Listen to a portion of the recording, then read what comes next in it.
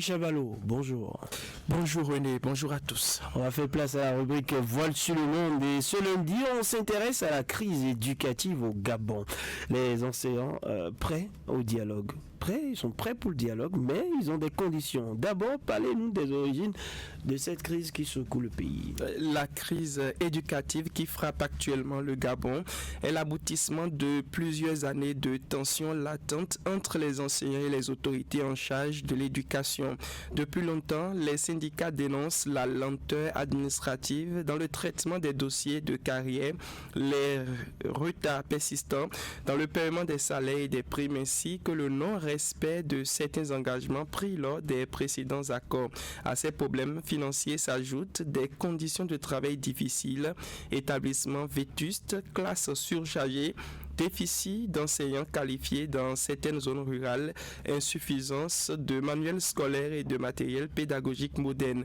Face à cette accumulation de frustration, les enseignants ont décidé de hausser le ton à travers un mouvement de grève prolongé qui s'est progressivement étendu à plusieurs régions du pays. Cette mobilisation, loin d'être un simple arrêt de travail, traduit René un profond malaise au sein du système éducatif et met en lumière les failles structurelles qui fragilisent l'école gabonaise depuis plusieurs années.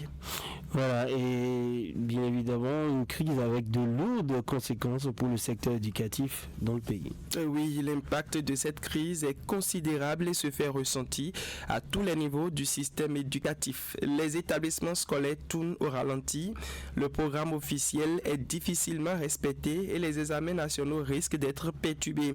Les élèves, en particulier ceux des classes d'examen, subissent de plein fouet cette situation qui compromet leurs chances de réussite et accentue les inégalités entre les apprenants du public et ceux du privé.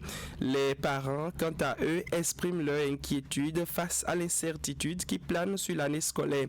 Malgré ce contexte tendu, les enseignants n'excluent pas la voie du dialogue. Toutefois, ils conditionnent leur participation à des négociations, à des gestes forts de la part des autorités.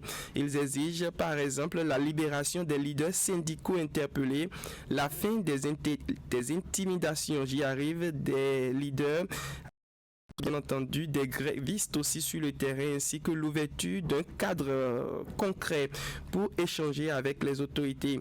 Ils réclament également les garanties concrètes telles qu'un calendrier précis de mise en œuvre des revendications et un mécanisme de suivi des engagements pris afin de restaurer la confiance et d'éviter les promesses non tenues du passé.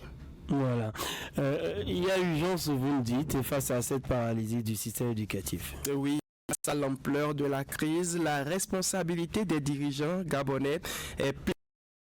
Il ne s'agit plus seulement de gérer une situation conjoncturelle, mais de repenser en profondeur la politique éducative nationale du Gabon. Sauver l'école gabonaise passe par des réformes structurelles visant à améliorer la gouvernance du secteur, à renforcer le financement de l'éducation et à valoriser le métier d'enseignant selon certains syndicalistes gabonais.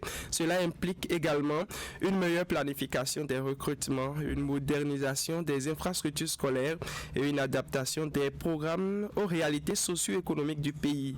Par ailleurs, le rétablissement d'un climat de confiance entre l'État, les syndicats et les communautés éducatives demeure un enjeu central. Une réponse responsable, inclusive et durable pourrait donc transformer cette crise en une opportunité de réforme profonde dans le secteur de l'éducation. À défaut, le pays risque de compromettre durablement la formation de sa jeunesse, pourtant considérée comme le principal levier de développement et de stabilité sociale dans tous les pays. Voilà, merci à vous, Henri Chabalot, pour tout ce qui est lié donc à cette crise qui secoue le Gabon.